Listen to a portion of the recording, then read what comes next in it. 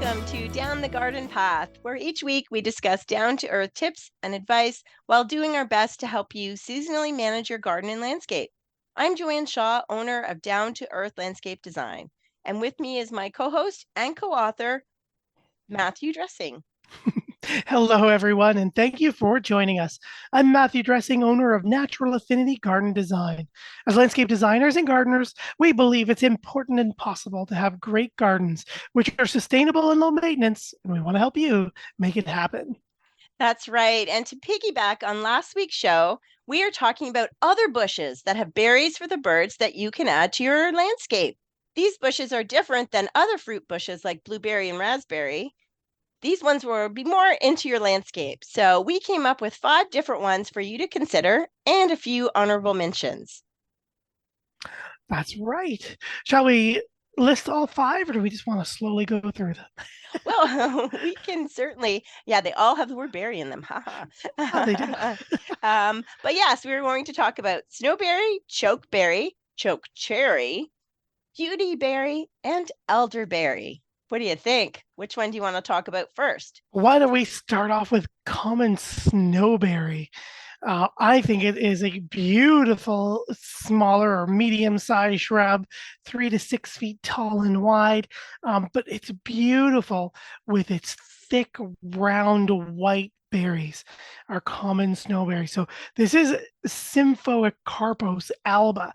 You can find the coralberry also in your garden centers or biculatus, but this one is one that just has beautiful, pure white, um, maturing snow white berries that appear from late summer to early fall. So lots of different songbirds and Mm, wild game birds and small animals use this as a food source, as well as like a source to get nesting materials or nest in or mm-hmm. hide from other things.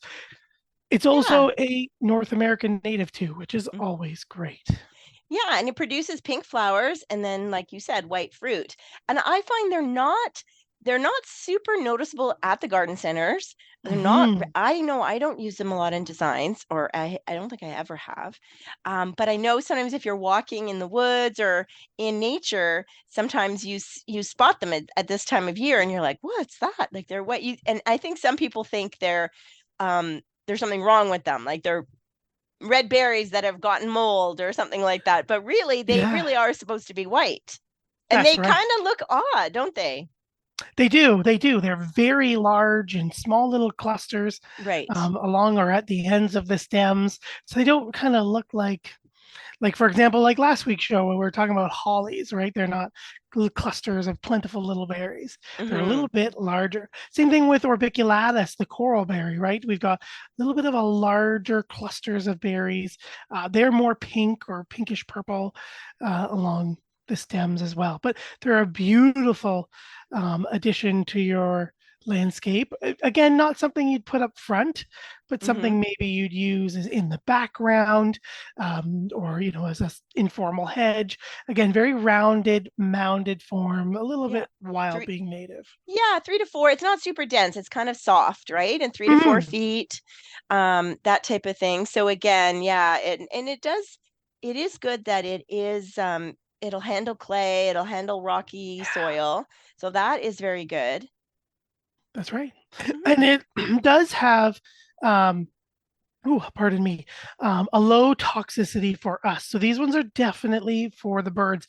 And even the birds tend to wait until they get frozen or have some Mm. snow on them because even for the birds, the chemicals really aren't absorbed by anybody or even our bodies. So they wait to get a freeze and even lower its toxicity again Okay.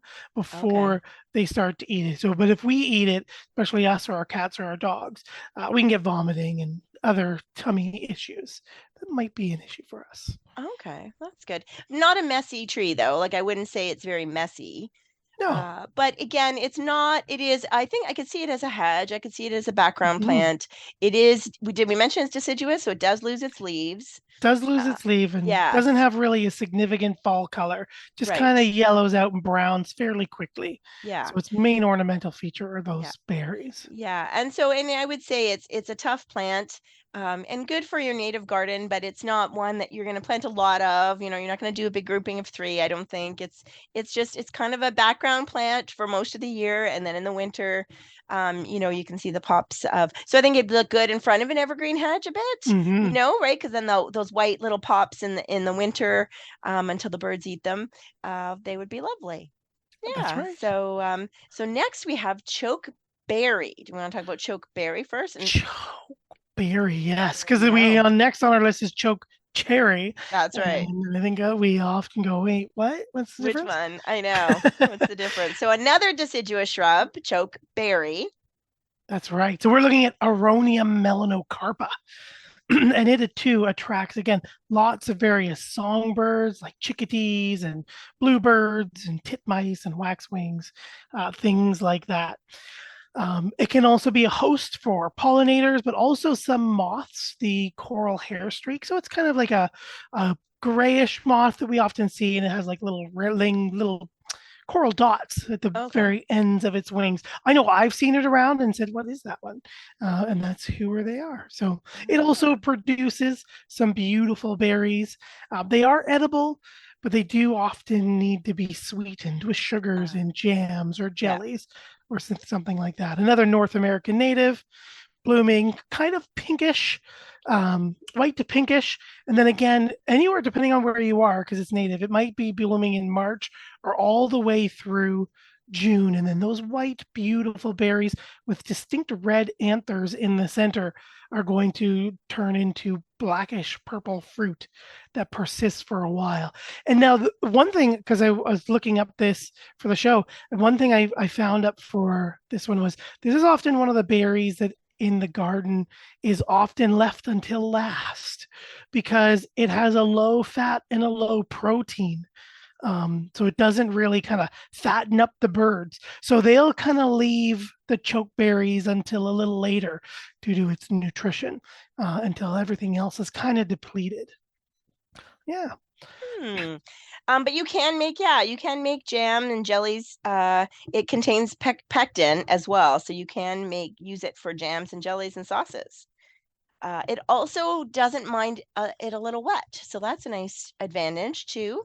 If you're Yes. planting that native garden, that pollinator plants, and knowing that, or if you've got an area in your property that is a little damper, then it's good to know that this is an option. That's right. We'll Mhm. often see a few different cultivars out in the garden center as well. Remember Autumn Magic was out for a while, a fairly larger shrub, fragrant flowers, but beautiful red, orange, and yellow fall color. So beautiful fall color. And then Proven Winners has a couple out right now too, Lowscape Hedger and Lowscape Mound. And Okay. one's a little narrower and more upright, like a 5 tall and 3 wide, and then the mound is a little bit more like 1.5 by 2 by 2 or 2 by 2 kind of thing, as kind of their name says, and for what Okay. they're used for. And then like the other one, like Automagic, we do have nice, rich red purple fall color. So Oh, we I do get love some that. berries, but we also get some nice fall color with our deciduous as well. And I think they look quite pretty with the flowers covering them in the spring as well. Hmm. But Hmm. that's another one you might consider. Again, another lovely North American native, our Yes. chokeberry. And I think we're helping people that who might have a country property and see these, berries. They is a plant with white berries in their property and a plant with, gosh, those berries last forever and blackberries last forever in the bush.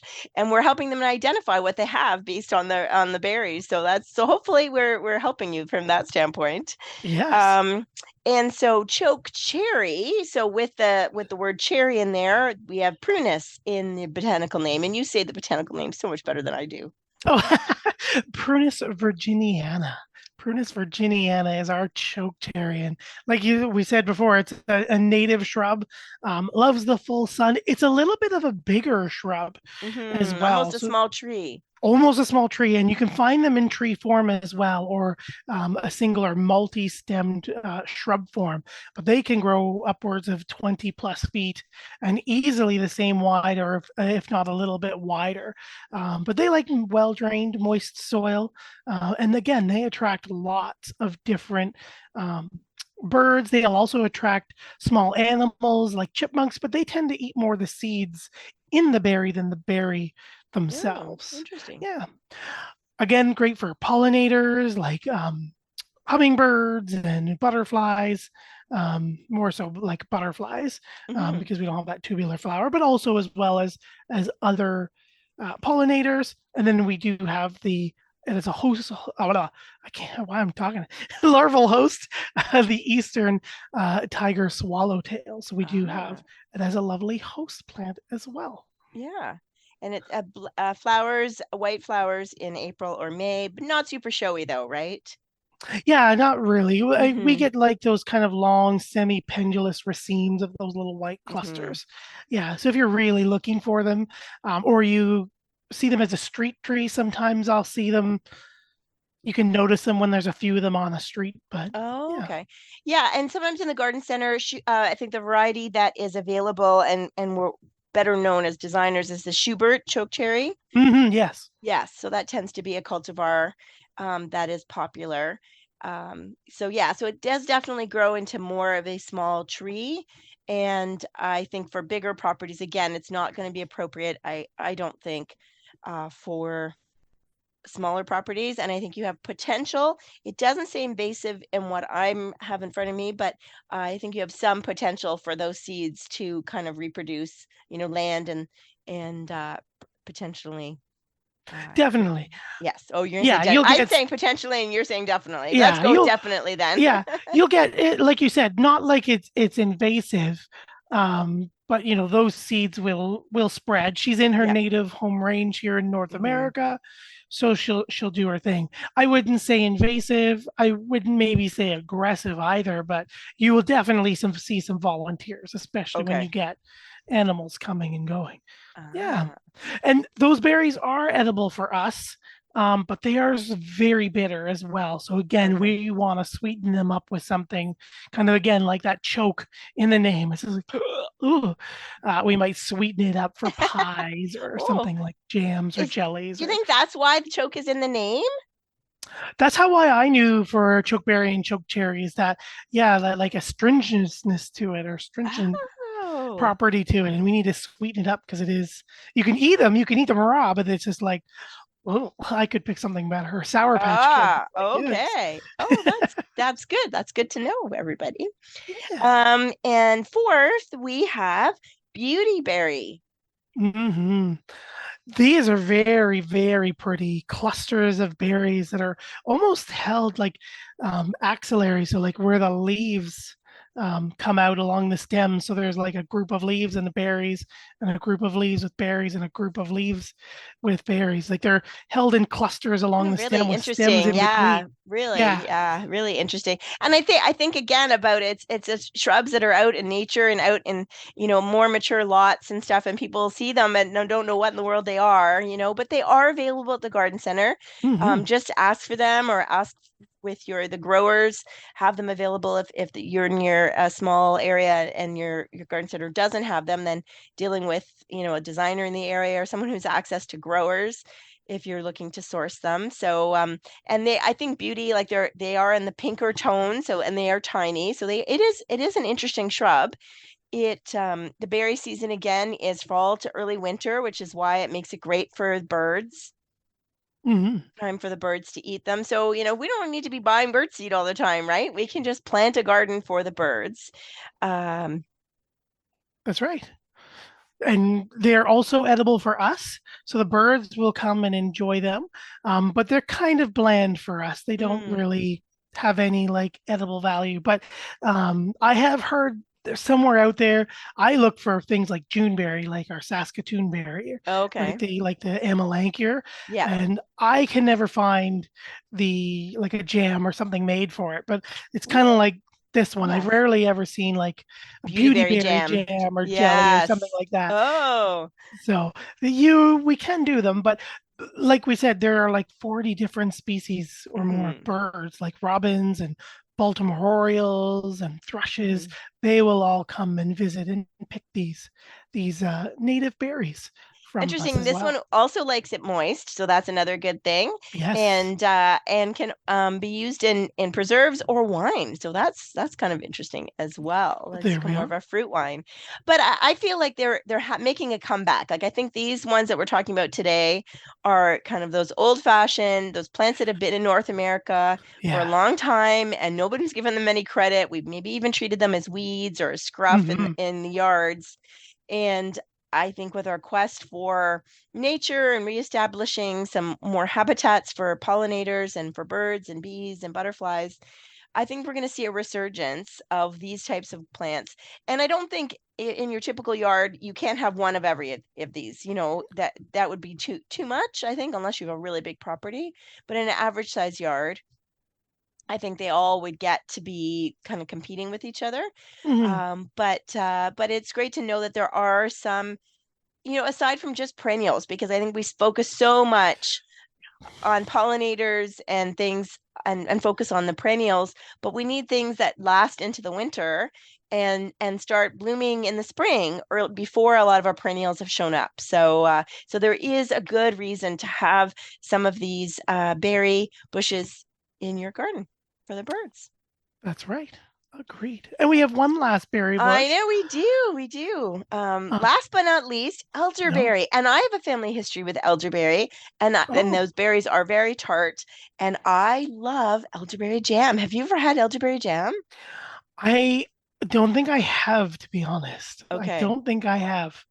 Yes, I have. I have tried tried a berry, Yes. and they are very tart. They're Yes, you very know. tart. And I can remember, so my grandmother had access when I was a kid to berry bushes on her property, and she would harvest them, and her hands would be like dyed purple, like they Hmm. really stain. And they're tiny, so they're big group, what's it called? They're droops. Is it Hmm. droops? Hmm. Or Droops of berries.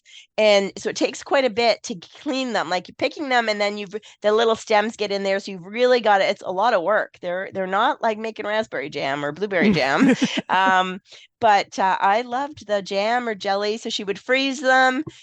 She would, after doing all of that work and then freeze them in groupings and then make some of them were elderberry pie, elderberry jams, that type of thing. So yeah, if you ever get a chance to try elderberry pie, it's it's worth it. And you can taste the seed, like they're tiny berries, but there is a bit of a because of the seed inside of them, there is a bit of a crunch to eat them. So yeah, I and who knew? And they are available in your garden to put in your garden. yeah, yeah, you can buy them definitely at the garden centers, Yes. for sure. Yeah. And this one would be one where I'd say with kind of floats to the vegetable fruit like part a little bit more than ornamental, don't you think? Yeah, yeah, I would say that for sure. Yeah, Hmm. again, yeah, kind of like our other ones. There's value there, but maybe not. Yes. We're not pure ornamental value. It's yeah, Hmm. it's a little bit more for us. Would be more vegetable. Yeah, yeah, I see Yeah. where you're going. Because they're making the other I'm trying to the name has gone out of the head about the other purple leafed uh elder plants.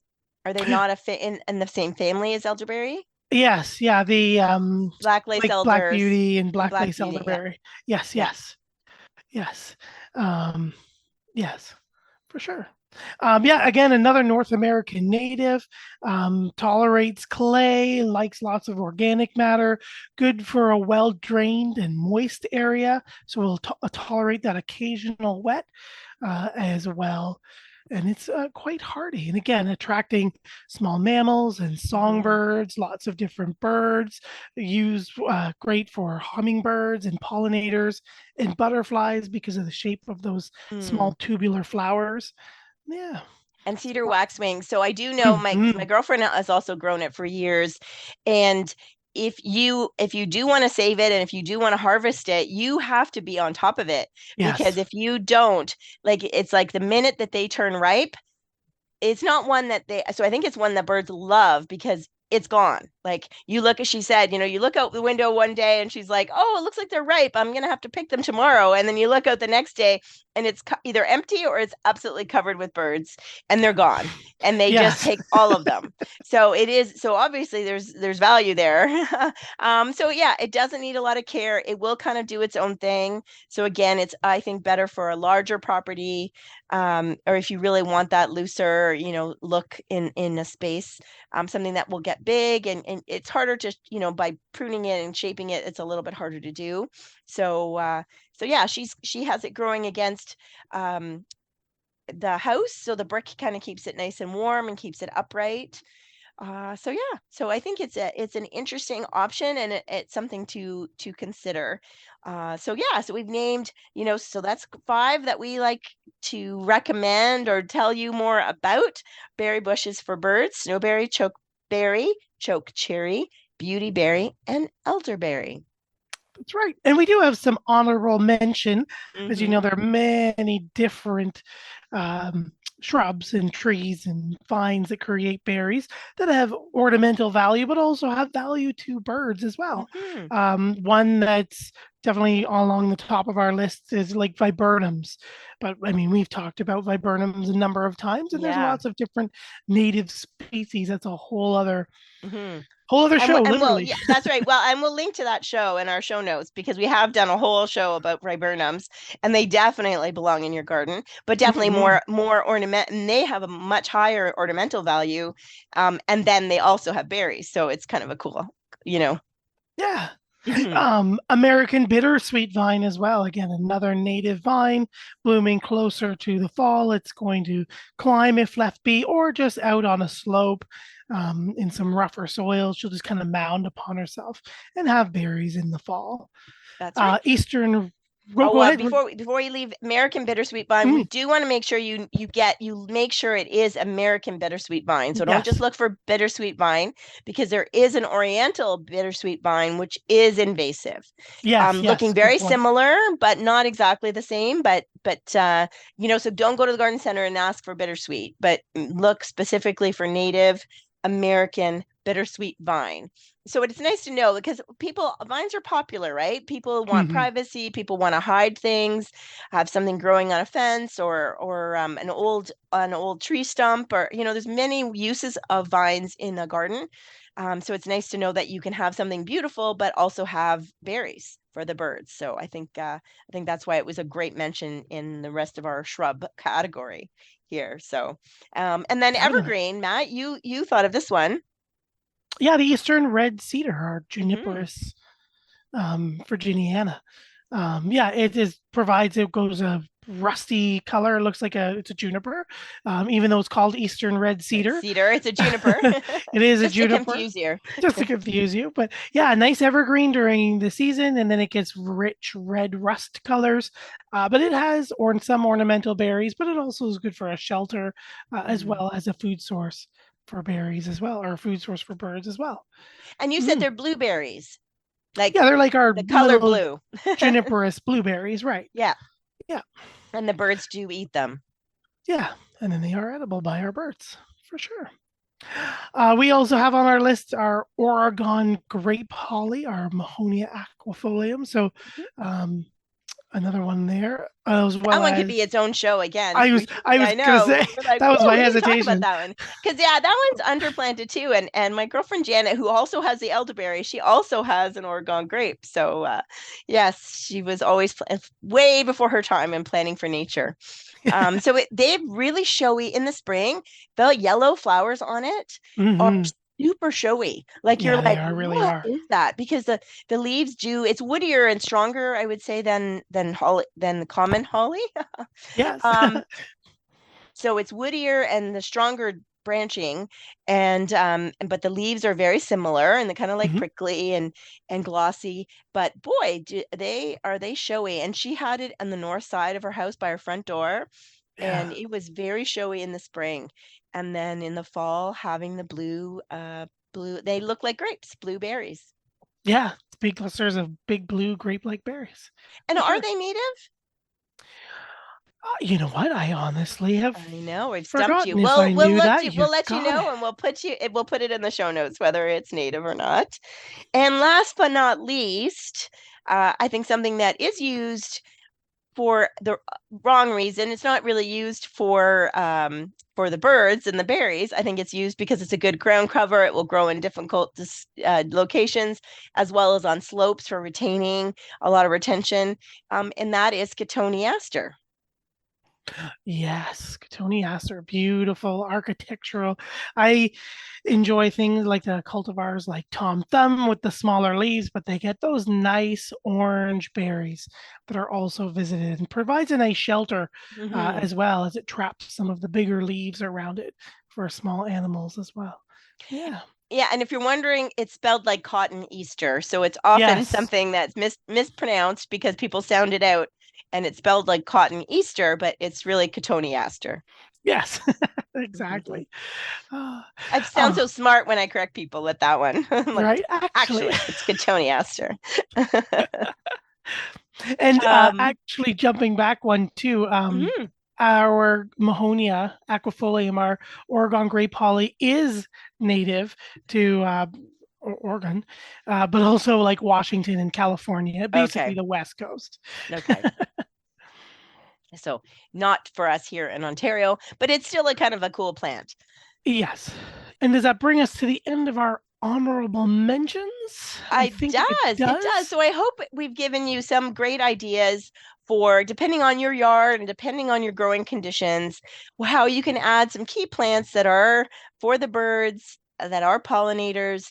That if you are a cook and want to make jam, that also gives you some fruit to do that with, and something that's just not as common. So you might have to look a little bit farther in the rows at your garden center or ask for it from a landscape professional near you to source them at a grower. Or I mean, online, yes, there's online options. I think the challenge with online is you're going to get something very small. Um, I don't know Mhm. if the sources, I know we've had Susan on talking about apple trees and a lot of growers. So I don't know if that's an option to get some of those, maybe the chokecherry, Prunus virginiana. Maybe there's an option to get those bare root and to be able to get a plant that actually gives you fruit right away. But yeah, Mhm. so I hope we have educated you a little bit, maybe ID'd some of the plants in your backyard or in your mother or grandmother's yard, to know that these are some great options for you for your garden and landscape, and that you are, again, you're feeding Mother Nature as well as providing pollen and interest. There, it is beautiful to look at as well, right? Yes, they are definitely beautiful to look at as well. So thank you for joining us down the garden path this episode, all about birds or berries for birds. I'm Matthew Dressing here with my co-host and co-author Joanne Shaw. Joanne and I enjoy hosting Down the Garden Path, bringing you interesting and relevant topics to help you achieve a great garden. We learn right along with you from our research and from the guests that join us here on the show. That's right. And I'm going to do a little mini episode, plug for our book. So as we head into the Mm, holiday season and you're doing some shopping, down the garden, please look up and consider our book, Down the Garden Path, a step-by-step guide to your Ontario garden. I think it would make a great hostess gift for the gardener in your life, or the gardener wannabe, or the new homeowner, or a gift for someone else as well. So please check out Amazon. It's available there.